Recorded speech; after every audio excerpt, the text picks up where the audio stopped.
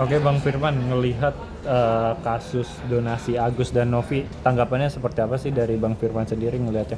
Oke, saya coba masuk di awal dulu nih. Berarti definisi dari donasi. Donasi itu sebenarnya sumbangan sukarela dari pemberi donasi kepada penerima donasi tanpa ada paksaan dan ikatan. Artinya kalau kita letterlek sesuai dengan definisi donasi, penggunaan dari donasi itu diserahkan 100% kepada penerima donasi. Namun ya memang secara etika harusnya digunakan sesuai dengan peruntukannya. Kalau peruntukannya untuk pengobatan ya 100% mestinya ke pengobatan, semestinya ya. Tapi kalau kita lihat dari definisinya saja, itu hak prerogatif adalah penerima donasi mau digunakan untuk apapun. Apalagi tidak ada sebuah perjanjian tertulis terkait dengan hak dan kewajiban dari donasi tersebut.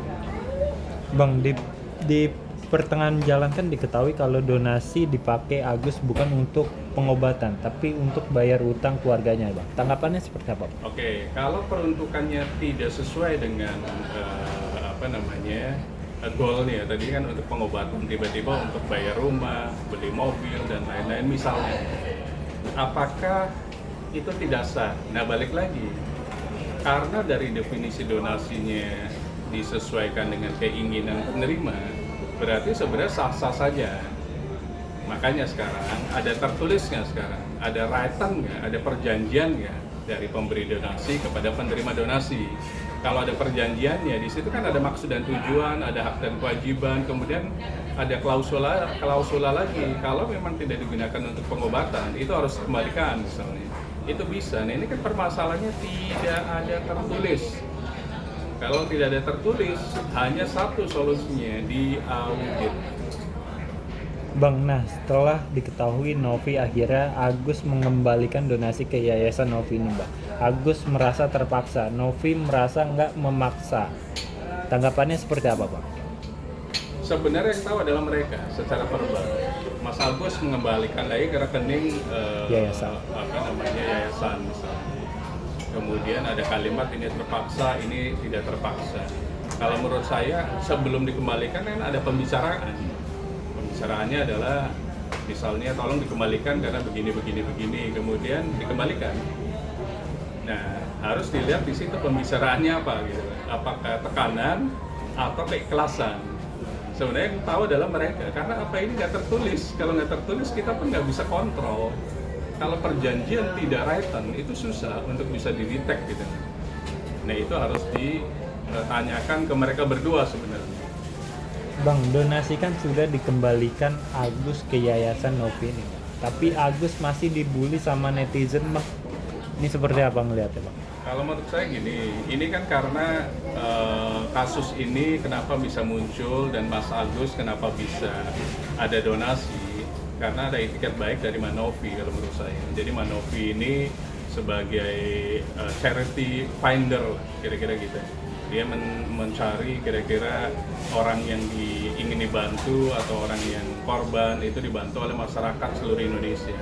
Makanya dibawa ke sebuah media mungkin yang namanya podcast dan lain-lain. Akhirnya muncullah simpati dari masyarakat karena podcastnya itu viral misalnya. Nah dari sana harusnya saling mengerti lah bahwa Mas Agus pun bisa viral begini gara-gara Manovi misalnya. Jadi kalau bisa sih mereka damai saja lah gitu, nggak perlu pakai lawyer gitu. Jadi nggak perlu ada sebuah kekisruhan kayak begini. Kemudian netizen juga harus bisa melihat netral gitu. Karena bagaimanapun Agus korban di sini, terlepas apapun ya. Tapi kan bagaimanapun korban, matanya sudah bukan kita anggap, dokter lah yang mengatakan 90% sudah tidak bisa disembuhkan. Nah itu mungkin ya jangan terlalu di-push juga netizen, kasihan juga Mas Agusnya gitu. Karena beliau adalah korban juga dari peristiwa tindak pidana penyiraman air keras ini. Bang, ngelihat juga Agus melaporkan Novi ke polisi dengan pencemaran nama baik dan somasi Novi juga nih, Bang. Tanggapannya seperti apa, Bang? Itu yang saya bilang tadi, sebenarnya nggak harus sampai ke jalur hukum gitu. Mereka berdua lebih tepatnya, karena mereka awalnya kan bersama. Uang masuk ini dimulai dari inisiatif Manovi membawa kan Mas Agus kan. Kenapa nggak itu tidak dilihat sebagai makna baik gitu? Mereka berdua saja lah untuk menyelesaikan. Kalaupun ada lawyer, kalau menurut saya akan jadi panjang. Lebih baik mereka bertemu, tapi sebelum itu kan harus dilepaskan dulu kuasanya. Karena kalau ada kuasa, berarti kan semuanya harus lewat lawyer, advokat gitu. Nah disinilah hukum Indonesia berlaku. Artinya Manovi kalau komunikasi harus lewat lawyernya dari Mas Agus. Begitu juga Mas Agus harus lewat lawyernya Manovi. Jadinya panjang gitu. Saya nggak bisa memaksakan, tapi kalau secara hukum yang adil, yang elegan, itu nggak perlu pakai lawyer gitu. Cabut kuasanya masing-masing kalau menurut saya. Sehingga mereka bisa berdua bertemu antara Mas Agus dengan Manovi. Mungkin yayasan juga ikut masuk juga di situ. Apa sih maunya, keinginannya apa gitu. Kalau memang ternyata ujungnya peruntukannya tidak patut gitu, mestinya untuk pengobatan jadinya apa, Mas Agus kan pasti punya alasan kan.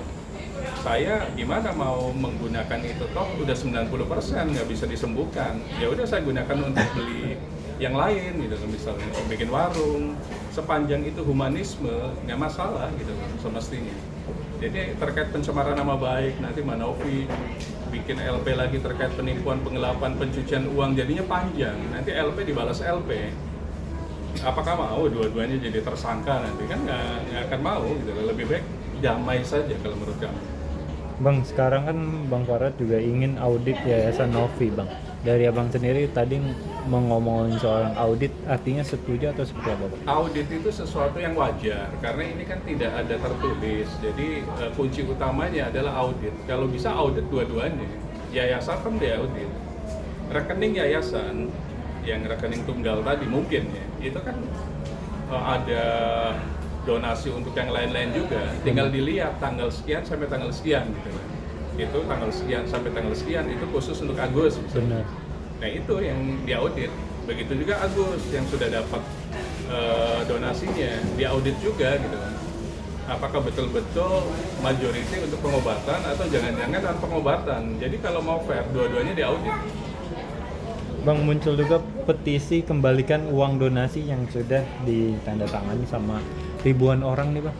Itu sah-sah saja. Artinya apa? Mungkin masyarakat menilai bahwa uang yang sudah didapatkan oleh Mas Agus ini tidak diperuntukkan majority atau sebagian besar untuk pengobatan, mayoritas untuk non pengobatan.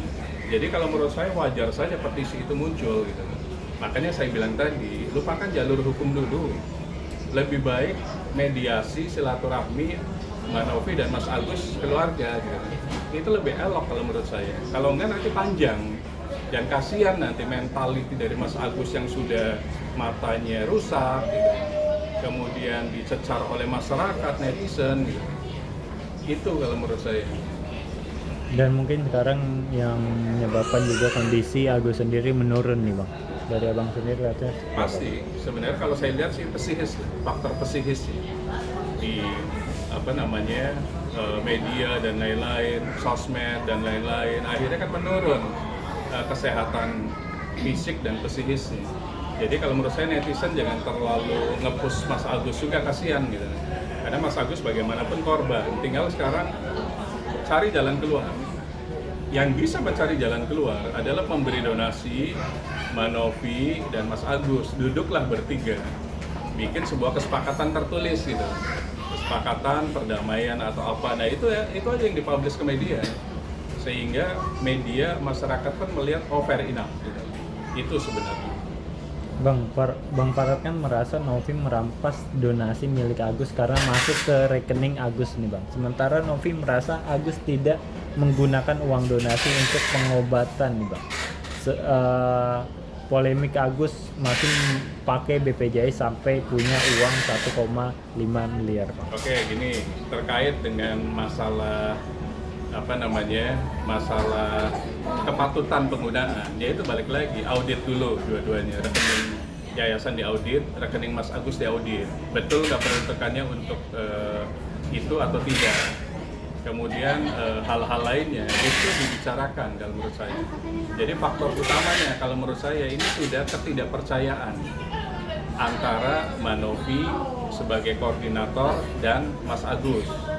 Terkait uang masuk lagi ke Mbak Novi, kan mereka pasti sudah diskusi verbal. Kenapa bisa dikembalikan lagi? Jadi kalimatnya bukan merampas. Sebenarnya yang tahu adalah Mbak Novi dan Mas Agus. Kenapa bisa kembali lagi gitu? Itu mereka berdua harus ngobrol dulu. Pesan buat Agus apa bang, dan pesan buat Novi apa nih bang? Oke, pesan buat Mbak Novi sabar, karena memang inilah kehidupan. Pesan buat Mas Agus sudah sabar juga, kalian berdua lebih baik bertemu. Itu yang paling penting, karena damai itu indah. Pesan sesama advokat untuk Bang Farhad sendiri apa bang? Kalau sesama advokat, saya sudah melihat, sudah menjalani sesuai tupoksinya. Advokat kan begitu, dia akan membela siapapun yang yang memberi kuasa.